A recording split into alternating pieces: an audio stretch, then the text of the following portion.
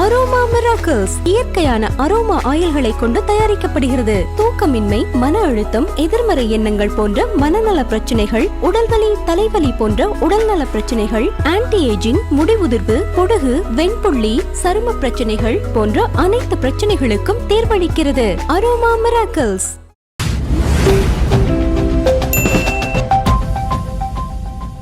வணக்கம்.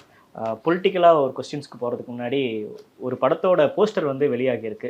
தர்ம போராளி ஹெச் ராஜா நடிக்கும் கந்தன் மலை அப்படின்ற அந்த படத்தோட இதெல்லாம் வெளியாகியிருக்கு. எப்படி சார் பார்க்குறீங்க? பொதுவாக சினிமாவிலேருந்து அரசியலுக்கு வருவாங்க, இவர் அரசியலிருந்து சினிமாவுக்கு வந்திருக்காரு. அதாவது பார்த்தீங்கன்னா, இப்போ நம்ம தகுதிக்கு வந்து இப்போ நீங்கள் குறிப்பிடுகிற நபர் பற்றியெல்லாம் பேசுகிறதே நான் வந்து ஒரு இழிவான விஷயமா, இழுக்கான விஷயமா நினைக்கிறேன். அதுக்கு காரணம் உங்களுக்கு தெரியும். அதுக்கப்புறம் பார்த்தீங்கன்னா, சினிமாவில் வந்து நிறைய உப்மா படங்கள்னு சொல்லுவாங்க. அதாவது பார்த்திங்கன்னா, அந்த படம் பூஜை போடும்போதே தெரியும் இந்த படத்துக்கு ஷூட்டிங் நடக்காது, அல்லது ஷூட்டிங் நடக்கும்போதே தெரியும் இந்த படம் வந்து முடியாது, அல்லது ஒருவேளை படம் முடிவடைந்தாலும் ரிலீஸ் ஆகாது அப்படின்னு சினிமாவில் சில படங்கள்லாம் இருக்குது. ஸோ அப்படிப்பட்ட ஒரு படமாகத்தான் இது இருக்குமே தவிர, இப்போ நம்மெல்லாம் பேசுகிற அளவுக்கு ஒரு தகுதியான படமாக அது இருக்காது அப்படின்னு தான் நான் நினைக்கிறேன். திருப்பரங்குன்றம் மலை இஷ்யூவை கையில் எடுத்திருக்கோம், அதை வந்து இவர் நடிச்சிருக்காரு. எப்படி நாயகன் படத்தில் கமல் முக்கியமான ரோல் ப்ளே பண்ணாரோ அதே மாதிரியான ஒரு ரோல் தான் ஹெச் ராஜா அதில் ப்ளே பண்ணியிருக்காருன்னா அந்த படத்தோட டைரக்டர் பேசுகிறாரு. இல்லை, பேசலாம். நிறைய பேர் நீங்கள் சினிமாவில் நம்ம இருக்கிறதுனால தொடர்ந்து நிறைய புதிய படங்கள்லாம் தொடங்குவாங்க.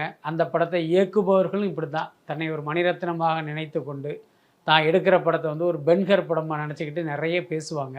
ஆனால் யதார்த்தத்தில் பார்த்திங்கன்னா அந்த படத்தினுடைய படப்பிடிப்பு கூட அடுத்தடுத்த நாள் கூட நடக்காமையே போயிடும்.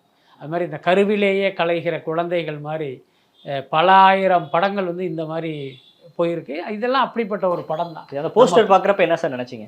இல்லை, நான் திடீர்னு மனோபாலா தான் இறந்துட்டாரே, மறுபடியும் எப்படி அவர் நடிக்க வந்தார் அப்படின்னு எனக்கு முதல்ல தோணுச்சு. அதுக்கப்புறம் மனோபாலா மாதிரி வேற ஒருத்தர் வந்துட்டாரா அப்படின்லாம் நான் முதல்ல யோசித்தேன். அதுக்கப்புறம் தான் தெரிஞ்சது இந்த நபர் மனோபாலா மாதிரியான ஒரு தோற்றத்தில் நடிக்கிறார் அப்படிங்கிறத நான் புரிஞ்சுக்கிட்டேன். ஓகே. தமிழக வெற்றி கழகத்தோட 2வது மாநில மாநாடு ஆகஸ்ட் 25 நடைபெறதாக இருந்துச்சு சார். இப்போ விநாயகர் சதுர்த்தியை முன்னிட்டு அந்த போலீஸ் எல்லாம் நிறைய பாதுகாப்பு கொடுக்கணும் அப்படின்னால ஒரு 4 நாட்கள் முன்னாடி ஆகஸ்ட் 21ஆம் தேதி நடைபெறும் சொல்லியிருக்காங்க. இதோட பின்னணி என்ன? இதுக்கு பின்னாடி அரசியல் அழுத்தம் இருக்கிறதாக பார்க்குறீங்களா? இல்லை, நிச்சயமாக. அது மேலோட்டமாக பார்த்தீங்கன்னா ஏதோ விநாயகர் சதுர்த்திக்காக போலீஸால் வந்து பாதுகாப்பு கொடுக்க முடியாதுங்கிறதுனால அந்த டேட்டை மாற்றினது போல் தோன்றினாலும், ஆனால் அதுக்கு பின்னால் ஏதாவது ஒரு அழுத்தம் இருக்குன்னு தான் நான் நினைக்கிறேன். என்னென்னா, நீங்கள் விநாயகர் சதுர்த்தி அப்படிங்கிறது இந்து மக்கள் கொண்டாடுகிற ஒரு பண்டிகை தான். அதே நேரம் அது ஒரு தீபாவளி, பொங்கல் மாதிரி வந்து அப்படி ஒரு நாடு தழுவிய கொண்டாட்டமாக அது இருக்காது. ஒரு லீவு போட்டுட்டு மொத்த குடும்பமுமே ஒரு இன்னொரு இடத்துக்கு ட்ராவல் பண்ணுறது அந்த மாதிரியான பண்டிகை கிடையாது. அதிகபட்சம் விநாயகர் சதுர்த்திங்கும் போது வீட்டில் வந்து ஒரு பிள்ளையாரை கும்பிடுவாங்க, அதை கொண்டு போய் வந்து கிணத்துலையோ குளத்துலையோ போடுவாங்கங்கிற அளவுக்கு தான் அந்த கொண்டாட்டமே இருக்கும். ஸோ அதை நீங்கள் காரணம் காட்டி ஒரு அரசியல் மாநாட்டையே வந்து நீங்கள் தேதியை மாற்ற சொல்ல வேண்டிய அவசியம் இல்லை. அதுக்கப்புறம் விநாயகர் சதுர்த்தி வந்து குறிப்பிட்ட அந்த நாளில் 23ஆம் தேதி நினைக்கிறேன் அந்த நாளாக இருந்தாலும், நீங்கள் வந்து இந்த விநாயகர் சிலையை கொண்டு போய் 27 விநாயகர் சதுர்த்தி 27 விநாயகர் சதுர்த்தியாக இருந்தாலும் நீங்கள் அதை கொண்டு போய் கடலில் கரைக்கிறது அப்படிங்கிறது கடல்லையோ மற்றதுலேயோ ஒரு ஊர்வலமாக போகிறதுங்கிறது இன்னும் ஒரு வாரம் கழித்து தான் அது நடக்கும். ஒரு வாரமோ ஒரு 5 நாட்களோ கழித்து தான் நடக்கும். அதனால் அதை காரணம் காட்டி இதை வந்து நீங்கள் அந்த தேதியை மாற்ற சொல்ல வேண்டிய அவசியம் இல்லை. ஒருவேளை இவங்களுக்கு ஒரு பதற்றத்தை கொடுப்போம், ஒரு டென்ஷனை கொடுப்போம் அப்படிங்கிறது கூட ஒரு காரணமாக இருந்திருக்கலாம். தமிழக வெற்றி கழக தரப்புல இருந்து பேசுகிறப்ப என்ன சொல்கிறாங்கன்னா, நாங்கள் ஜூலை 15லேருந்தே இங்கே வேலைகள்லாம் ஸ்டார்ட் பண்ணிட்டோம், மாநாட்டுக்கான எல்லா பணிகளும் ஆல்மோஸ்ட் ஓவர். இப்போ வந்து நீங்கள் டேட்டை மாற்றுறீங்க அப்படின்னா எங்கள் தொண்டர்களை ஒரு விதமான அயற்சி ஆக்குது, மனசோர்வு உண்டாக்குது. இதே மாதிரி தான் நீங்கள் வந்து முதல் மாநில மாநாட்டுக்கே பண்ணீங்க. நாங்கள் செப்டம்பர்லேயே நடத்த வேண்டிய மாநாட்டை இது மாதிரி காவல்துறை கொடுத்த அழுத்தம்னால தான் நாங்கள் அக்டோபருக்கு மாற்றினோம். இதே மாதிரி ஏன் தமிழக வெற்றி கழகத்தை மட்டும் டார்கெட் பண்ணுறீங்க அப்படின்னு தாவேக்காலிருந்து குரல்கள் வருது. இல்லை, அந்த குரலில் வந்து ஓரளவு நியாயம் இருக்கிறதா தான் நான் நினைக்கிறேன். ஒட்டுமொத்தமாக அதை வந்து பழியை அவர்கள் மீது போடுறது என்பதை தாண்டி அதில் ஓரளவுக்கு நியாயம் இருக்குன்னு தான் நினைக்கிறேன். ஏன்னா அந்த முதல் அரசியல் மாநாட்டுக்கு இவங்க பல்வேறு ஊர்களில் இடங்களை தேர்வு பண்ணாங்க. நிலத்தின் உரிமையாளர்கள் பார்த்திங்கன்னா முதல் நாள் வந்து தர்றேம்பாங்க, அடுத்த நாள் பார்த்திங்கன்னா இங்கிருந்து ஒரு தொலைபேசி அழைப்பு வரும், அதனால் நாங்கள் தரமாட்டேன்னு சொல்லுவாங்க. இந்த பிரச்சனையே வேணாம் அப்படின்னு ஒரு கல்லூரி வளாகத்தை தேர்வு பண்ணாங்க. அவங்க தரேன்னு சொல்லிவிட்டு அடுத்த நாள் போய் கேட்கும்போது இல்லைங்க இந்த மாதிரியான ஒரு ப்ரெஷர் இருக்க, ஆளுங்கட்சியை மீறி நாங்கள் வந்து கல்வி நிலையம் நடத்த முடியாது, அதனால் சாரி அப்படின்னு சொன்னதெல்லாம் நம்ம ஏற்கனவே கேள்விப்பட்டிருக்கோம். ஸோ இப்போ இந்த முறை பார்த்திங்கன்னா அந்த மாதிரி வெளிப்படையாக ஒரு இடையூறை ஏற்படுத்தாமல் இப்போ காவல்துறை மூலமாக இவங்க ஏற்படுத்துகிறாங்க. அப்படித்தான் இதை புரிஞ்சிக்க வேண்டியதாக இருக்குது. பட்டு இவங்க சொல்கிறாங்க என்னதான் ஏற்பாடுகள் இவர்கள் முன்னமே செய்திருந்தாலும் ஒரு தேதியை மாற்றும் போது நிச்சயமாக சில பிரச்சனைகள்லாம் ஏற்படத்தானே செய்யும். இப்போ உதாரணத்துக்கு சொல்கிறேன், 25 தேதியை போட்டு இவங்க ஒரு ஃப்ளக்ஸ் அடுக்கி வச்சுருக்காங்க, போஸ்டர்லாம் ஆல்ரெடி அடிச்சிட்டாங்க. இப்போ போய் நீங்கள் திடீர்னு 21க்கு மாறும்போது பார்த்தீங்கன்னா இப்போ ஏற்கனவே அடித்ததெல்லாம் வேஸ்ட்டு தானே. பண விரயம் இருக்குது, அது பொருள் விரயம்லாம் இருக்குல்ல. நிச்சயமாக இதுக்கு பின்னால் ஒரு சின்ன அரசியல் அழுத்தம் இருப்பதாக தான் நான் பார்க்குறேன். இப்போ சவுத்தை குறி வச்சு எல்லா கட்சிகளும் காய்களை வந்து நகர்த்துறாங்க. விஜயோட இந்த மதுரை மாநாடு தமிழக வெற்றி கழகத்துக்கு எந்த அளவுக்கு ஒரு சிக்னிஃபிகண்டாக இருக்கும்னு நினைக்கிறீங்க? இல்லை, என்னை பொறுத்த வரைக்கும் பார்த்தீங்கன்னா விக்கிரவாண்டி மாநாட்டை விட மதுரை மாநாட்டுக்கு ஒரு மிகப்பெரிய அளவில் மக்கள் திரள்வார்கள் அப்படிங்கிறத என்னுடைய கணிப்பு. என்ன காரணம் அப்படின்னா, விக்கிரவாண்டி அப்படிங்கிறது சென்னைக்கு அருகில் இருந்தாலும் தமிழ்நாட்டினுடைய கடைக்கோடியிலிருந்து பார்க்கும்போது பார்த்திங்கன்னா ரொம்ப தூரம்.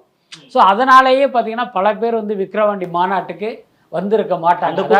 கம்மின்றீங்களா சார்? ஐ மீன் ஆமாம், என்னன்னு கேட்டால் விஜய் வந்து சினிமாவில் இருக்கிற இடம்ங்கிறது நீங்கள் கற்பனைக்கு எட்டாத ஒரு இடம்.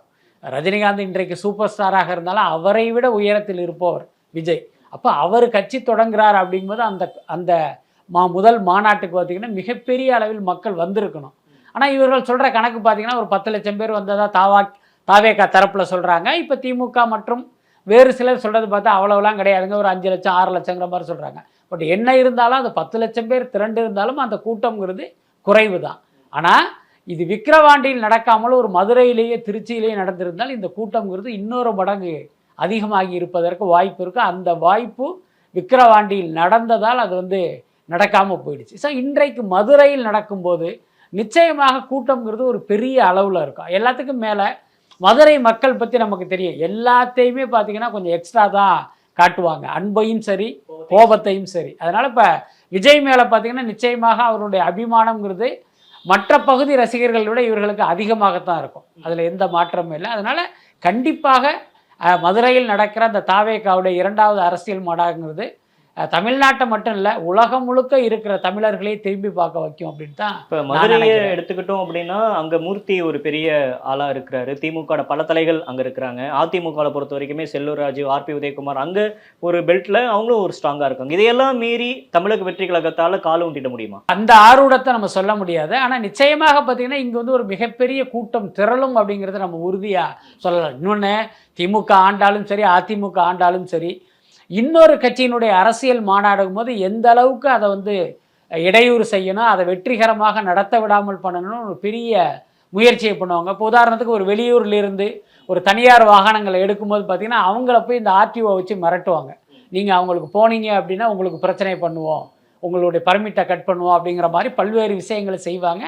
அது இந்த தரையும் நடப்பதற்கு வாய்ப்பு இருக்குது. பட் அதையும் தாண்டி விஜய் மீதான அபிமானத்தில் அன்பில் அந்த கூட்டம் வர்றதை வந்து நிச்சயமாக இவர்களால் தடுக்க முடியாது. இப்போ 2026 தேர்தல் களத்துக்கு எல்லா கட்சிகளும் தயாராகிட்டு இருக்கக்கூடிய இந்த ஒரு சூழ்நிலையிலேயே 2016 ஒரு மக்கள் நல கூட்டணி எப்படி உருவானுச்சு, அது மாதிரி தான் 2026லையும் இன்று ஒரு 3வது அணி உருவாகும் அப்படின்னு சொல்கிறாங்க சார். அந்த 3வது அணியில் ஓபிஎஸ், விஜய், டிடிவி அப்படின்ற ஒரு அணி உருவாகும் அப்படின்ற மாதிரி சொல்கிறாங்க. ஈவன் அன்புமணி ராமதாஸ் இந்த பக்கம் வந்துருவார் அப்படின்ற மாதிரி சொல்கிறாங்க. இதுக்கான பாசிபிலிட்டி எப்படி இருக்கு? இல்லை, நிச்சயமாக இதெல்லாம் நடக்காதுன்னு நினைக்கிறேன். இப்படி ஒரு யூகத்தை, இப்படி ஒரு வதந்தியை கிளப்பி விட்டதே ஒரு திமுக சார்பானவர்களாக பாருங்க. அதாவது ஒரு 3வது அணி அமையும் அப்படின்னு சொல்றது தப்பு கிடையாது. மக்கள் நல கூட்டணி போல் 3வது அணி அணையும் போது அதுக்கு ஒரு உதாரணத்துக்கு இல்ல அதுல வந்து ஒரு உள்நோக்கமும் சேர்ந்து தெரியல. ஏன்னா மக்கள் நல கூட்டணிங்கிறது ஒரு ஃபிளாப்பான கூட்டணி, புரியுதா இல்லையா? விஜய்ங்கிறவர் பார்த்தீங்கன்னா மிகப்பெரிய தலைவராக உருவெடுப்பார் அப்படிங்கிற நம்பிக்கையை விதைத்த ஒரு தலைவராக இருக்காரு. அப்போ அவரை போய் நீங்கள் ஒரு மக்கள் நல கூட்டணி மாதிரியான ஒரு கூட்டணி தான் இவர் பின்னால் வரும் அப்படிங்கிறதே அதை ஒரு மாதிரியான ஒரு பலவீனப்படுத்துகிற முயற்சி. அதுக்கப்புறம் ஓ பன்னீர்செல்வம், டிடிவி தினகரன்லாம் பார்த்தீங்கன்னா அரசியலில் செல்லாத காசு. அன்புமணி அப்படிதான். ஏன் அன்புமணியை பார்த்தீங்கன்னா இன்னைக்கு வந்து 2ஆக பிரிந்து கிடக்கு. பாமகவை பொறுத்த வரைக்கும் பாமக வன்னிய மக்களும் சரி, தொண்டர்களும் ராமதாஸ் பக்கம் இருக்காங்க, நிர்வாகிகள் அன்புமணி பக்கம் இருக்காங்க. எல்லாத்துக்கும் மேலே அன்புமணியுடைய அந்த சுயரூபம் வந்து நாளுக்கு நாள் பார்த்திங்கன்னா வெளியில் வந்துக்கிட்டே இருக்குது. அவருடைய அப்பாவே தன்னுடைய மகனுடைய யோக்கியதையை வந்து தொடர்ந்து சொல்லிக்கிட்டே இருக்கார். ஸோ இதெல்லாம் பார்த்திங்கன்னா தேர்தல் நேரத்தில் ஒரு தாக்கத்தை ஏற்படுத்தும் போது அன்புமணி தலைமையிலான பாமகவுக்கு ஒரு பெரிய ரெஸ்பான்ஸ் இருக்காது அப்படின்னு தான் நான் நினைக்கிறேன். அந்த அடிப்படையில் 2026 தேர்தலில் ஓபிஎஸ்ஐ போல், டிடிவி தினகரனை போல் அன்புமணியுடைய பாமகவும் ஒரு செல்லாத காசாக தான் இருக்குன்னு நினைக்கிறேன். இப்போ இவர்கள் எல்லாமே தாவேகா பின்னால் போகிறது அப்படிங்கிறது அந்த கட்சிக்கோ அந்த கூட்டணிக்கோ எந்த நன்மையும் விளைவிக்காது. என்னை பொறுத்த வரைக்கும் விஜய் வந்து இவர்களையெல்லாம் அருகில் சேர்க்க மாட்டார் அப்படின்னு தான் நான் நினைக்கிறேன். நீங்க கடந்த பேட்டியில பேசுறப்பவே ஒரு பேப்பர்ல வந்து ஆர்டிக்கல் மையப்படுத்தி உங்கள்கிட்ட அந்த கொஸ்டின் நான் வச்சேன். ஓபிஎஸும் விஜயும் சேர்றாங்க அப்படின்னா அது எந்த அளவுக்கு ஒரு முக்கியத்துவம் வாய்ந்த ஒரு நகர்வா இருக்கும் அரசியல்ன்றப்ப அப்ப நீங்க அப்ப கடுமையா எதிர்த்தீங்க. ஓபிஎஸ் வந்து விஜயோட சேர்றது வந்து அந்த பொலிட்டிக்கலாக அது வந்து நல்லாவே இருக்காது, அது ஒரு கன்சாலிடேட்டும் நடக்காது அப்படின்லாம் சொல்லியிருந்தீங்க. இப்பயும் அதே நிலைப்பாட்டில் இருக்கீங்க, ஓபிஎஸ் ஏறனால எந்த ஒரு நன்மையும் இருக்காது அப்படின்ற நிலைப்பாடு இருக்கிறதுக்கான அவசியம் இல்லை. நிச்சயமா என்னை பொறுத்த வரைக்கும் என்னுடைய பார்வையில் ஓபிஎஸ்ங்கிறது ஒரு செல்லா காசு தான் தமிழக அரசியலில். அவருக்கு வந்து நம்ம இந்த தமிழக அரசியலில் எதிர்காலமே கிடையாது. அதுக்கப்புறம் பார்த்தீங்கன்னா ஓபிஎஸ் உடைய செயல்பாடுகளை கவனிச்சிங்கன்னா நேற்று வரைக்கும் நீங்கள் பாஜகவுடைய அடிமையாக இருந்துட்டு இன்னைக்கு வந்து ஒன்றிய பாஜக அரசு தமிழ் மக்களுக்கு துரோகம் விளைவிக்கிறது அப்படின்லாம் நீங்கள் பேசும்போது அது ரொம்ப காமெடியாக இல்லை. என்ன காமெடி என்பதை தாண்டி உங்கள் மீது இருக்கிற அந்த கொஞ்ச நஞ்ச மரியாதையுமே பார்த்தீங்கன்னா அந்த தொடச்சி போடுகிற ஒரு விஷயமா இருக்கு. பட் ஆனால் சுயமரியாதைன்னு ஒரு பக்கம் பார்க்கக்கூடாதா சார்? அது ஓபிஎஸ்க்கு இருக்காங்கிறது தான் நம்முடைய கேள்வி. அவர் சொல்லலாம், ஆனால் நாம் அவரை கவனிக்கும் போது பல முறை உங்களுக்கு இந்த அவமானம் நடந்திருக்கு, அவமரியாதை நடந்திருக்கு.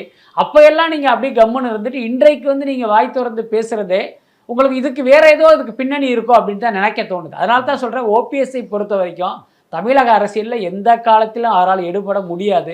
தாவேக்கா கூட இல்லை, இவர் திமுக கூட்டணிக்கு போனாலும் கூட எந்த நன்மையுமே ஓபிஎஸ்ஸால் நடக்காது. அதுதான் உண்மை. என்னை பொறுத்த வரைக்கும் அவருடைய தொகுதியில் ஒரு தேனியில் ஒருவேளை ஓபிஎஸ் போட்டியிட்டு வெற்றி பெற வாய்ப்பு இருக்கே தவிர இவருக்கு வந்து வெவ்வேறு தொகுதிகளுக்கு போனார்னா அதுக்கான வெற்றி வாய்ப்புங்கிறதே இல்லை அப்படின்னா.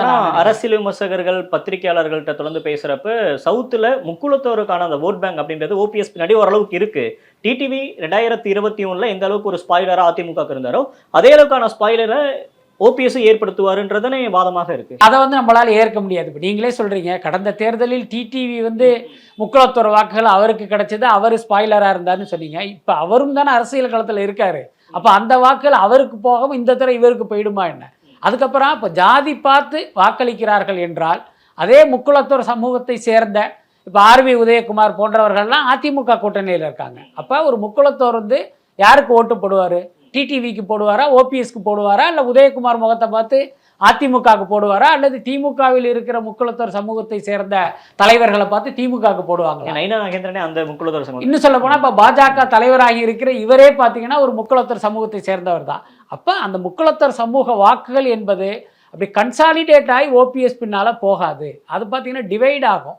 இவருக்காக ஒருத்தர் போடுவாங்க, அவருக்காக ஒருத்தர் போடுவாங்க, அப்படித்தான் சிதறமே தவிர ஒட்டுமொத்தமாக ஓபிஎஸ்க்கு போகும் அப்படிங்கிறது நம்மளால. இப்போ ஓபிஎஸ் தரப்புல பேசுறப்ப நாங்க வந்து எங்களுக்கு அதிமுக ஆட்சிக்கு வரணுன்றத தெளிவா இருக்கும். ஆனா விஜயோட அரசியலும் ரொம்ப தெளிவா இருக்கு, அவருடைய அரசியல் நகர்வுகள் எல்லாமே வந்து ரொம்ப புரிதலோட பண்றாரு அப்படின்ற மாதிரி விஜய் மேல ஒரு சாஃப்ட் கார்னர் இருக்கிற மாதிரி அவங்க பேசுறாங்க. அதாவது பாத்தீங்கன்னா அவர் வந்து ஒரு டோரை ஓபன் பண்ணி வைக்கிறாரு. என்னன்னா நம்ம திமுகவை நம்பி போய் நாளைக்கு திமுக நம்மளை கைவிட்டோம்னா நமக்கு போகிறதுக்கு போக்கிடம் கிடையாது. அப்போ சேஃப்டிக்கு வந்து இவரை நம்ம வந்து சைடில் அப்படியே ஒரு அணைக்கட்டு மாதிரி வச்சுக்குவோம் அப்படின்னு அவர் நினைக்கிறார். அதுதான் அவருடைய பேச்சு வெளிப்படுத்துகிற விஷயம். பட் தாவேக்கா கூட்டணிக்குள் ஓபிஎஸ் வரணும் அப்படின்னா அதை ஓபிஎஸ் முடிவு பண்ணால் மட்டும் பத்தாது, விஜய் முடிவு பண்ணணும். புரியுதா? பேச்சுவார்த்தை நடக்குதா சார் பேக்ரவுண்ட்ல? இல்லை, எனக்கு தெரிஞ்சு அதுக்கு வாய்ப்பு இல்லை அப்படின்னு தான் நினைக்கிறேன். இன்னொன்று, இப்போ விஜயை பொறுத்த வரைக்கும் தமிழக வெற்றி கழகம் பாஜகவை ஒரு கொள்கை எதிரியாக அடையாளப்படுத்தியிருக்காங்க. அப்படி இருக்கும்போது நேற்று வரைக்கும் பாஜகவுக்கு ஜால்ரா அடிச்ச ஓபிஎஸ் போய் நீங்க உங்க கூட்டணியில வச்சா அதை எப்படி வந்து உங்களுடைய இதை கூட்டணியை மக்கள் எப்படி நம்புவாங்க? சார் இப்போ ஏன் சார் ஓபிஎஸ் அவர்கள் எடுக்கிற முடிவை நீங்க ரொம்ப ஸ்ட்ராங்கா நம்ப மாட்டேன்றீங்களே? இல்ல, பொதுவாகவே எனக்கு எப்படி அப்படின்னா இந்த மதத்தை வைத்து ஜாதியை வைத்து அரசியல் பண்ணுகிறவர்களை இந்த அரசியல் களத்திலிருந்தே அப்புறப்படுத்தணுங்கிறது என்னுடைய முதல் கொள்கை. அதுக்கு அடுத்து உங்களுடைய சுய லாபத்துக்காக தமிழ்நாட்டுக்கு துரோகம் இழைப்பவர்களுக்கு பூஜா தூக்குபவர்களையும் இந்த தமிழ்நாட்டு அரசியல் களத்திலிருந்து அகற்றணுங்கிறது என்னுடைய கொள்கை, என்னுடைய எதிர்பார்ப்பு. இப்போ டிடிவி, ஓபிஎஸ், சசிகலா இவங்கெல்லாம் பார்த்தீங்கன்னா தாங்கள் கொள்ளையடித்த பணத்தை காப்பாற்றிக் கொள்வதற்காக பாஜகவுக்கு வந்து பூஜா தூக்குகிற ஆட்கள். அப்போ இவர்கள் எல்லாமே வருகின்ற தேர்தலில் காணா போயிடணும். அதுதான் நம்மளுடைய ஆசை. அதை வச்சு தான் சொல்கிறேன், கிட்டத்தட்ட என்னுடைய மனநிலையில் பலரும் இருப்பாங்க. அதனால் இவர்களுக்கு மக்கள் மத்தியில் ஒரு பெரிய ஆதரவோ செல்வாக்கோ இருக்காது அப்படிங்கிற அடிப்படையில் தான் நான் இந்த கருத்து. அப்போ தேர்தல் களம் திமுக, அதிமுக, தமிழக வெற்றி கழகம், நாம் தமிழர் இப்படி தான் இருக்கும்னு பார்க்குறீங்க? என்னை பொறுத்த வரைக்கும் திமுக வெர்சஸ் தாவேகா அதுதான் பிரதானமாக இருக்கும்னு நினைக்கிறேன். ஆனால் ஆக்சுவலி பார்த்தீங்கன்னா அதிமுக வந்து ஒரு முக்கியமான பிளேயராக இருந்ததில் மாற்றம் இல்லை. பாஜக அந்த கூட்டணிக்கு சென்றதால் இந்த முறை பார்த்தீங்கன்னா அவங்க ஒரு மூணாவது பிளேயராக தான் இருப்பாங்க அப்படின்னு நான் நினைக்கிறேன். ரொம்ப அண்டர் எஸ்டிமேட் பண்றீங்களா அதிமுக பாஜக கூட்டணி? இல்லை, அப்படி கிடையாது. ஏன்னா பாஜக வந்து அதிமுக கூட்டணிக்கு வந்ததால் ஸோ இப்படி ஒரு நிலைக்கு வந்து அந்த கூட்டணி தள்ளப்பட்டதா நான் நினைக்கிறேன். ஒருவேளை பார்த்தீங்கன்னா அந்த களம் வேறு மாதிரி கூட இருக்கலாம். பட் இது என்னுடைய கணிப்பு. இது ஏன்னா பாஜக வந்ததுங்கிறது அதிமுக கூட்டணிக்கு வந்து ஒரு மிகப்பெரிய பலவீனம். அதுக்கப்புறம் நான் இந்த கருத்து சொல்லும் போது சிலருக்கு ஒரு கேள்வி இருக்கலாம். எடப்பாடி பழனிசாமி ஒவ்வொரு ஊராக பிரச்சாரம் பண்ணுறாரு, இத்தனை கூட்டம் இருக்கே, அப்படி இருக்கும்போது எப்படி வந்து இவர் ஒரு மூன்றாவது பிளேயராக மாற முடியும்னு கேட்கலாம். அந்த கூட்டம் என்பது பணம் கொடுத்து திரட்டப்பட்ட கூட்டம். இன்னும் சொல்லப்போனால் இதை நான் வந்து கண்ணாலேயே பார்த்தேன். சமீபத்தில் என்னுடைய சொந்த ஊருக்கு நான் போகும்போது ஒவ்வொரு கிராமத்திலையுமே ஒரு 3 டாடா ஏஸ் 4 டாடா ஏஸ் அப்படி வரிசையாக நின்றுக்கிட்டு இருக்கு. மக்களை வந்து அப்படியே ஆட்டு மந்தைகளை ஏற்றுற மாதிரி அந்த வண்டியில் ஏற்றுறாங்க. அப்போ நம்ம நின்று விசாரிக்கும் போது என்ன சொல்கிறாங்கன்னா ஒவ்வொருத்தவங்களுக்கும் 500 ரூபாய் பணம். ஸோ அப்படி பணம் கொடுத்து திரட்டப்பட்ட கூட்டம் தான் இப்போ எடப்பாடியுடைய அந்த ஒவ்வொரு ஊராக போகிற சுற்றுப்பயணத்தில் நம்ம பார்க்குற கூட்டம்ங்கிறது பணம் கொடுத்து திரட்டப்பட்ட கூட்டம். அந்த 100 நாள் வேலை திட்டத்தில் வேலைக்கு போகிற மாதிரி அவங்க வந்து இந்த 500 ரூபாய்க்கு வந்தவர்களுடைய கூட்டம் தான். அதனால் இதை வச்சு பார்த்திங்கன்னா இவர் தான் அடுத்த முதல்வர்னா அல்லது திமுகவுக்கு சரியான போட்டியாளர் அதிமுக கூட்டணி தான் அப்படிங்கிற முடிவுக்கு நம்ம வர வேண்டியதில்லை. நீங்க பலவீனம்ன்றீங்க, ஆனா அந்த கட்சியோட பொதுச் செயலாளர் இது ஒரு இயற்கையான கூட்டணி, மக்கள் விரும்பும் கூட்டணி அப்படின்லாம் பேசுறாரு. இன்னும் சொல்லப்போனால் நீங்கள் குறிப்பிட்ட மக்கள் நல கூட்டணி அமையும் போது கூட அவர்களும் இதே கருத்தை தானே சொல்லியிருப்பாங்க.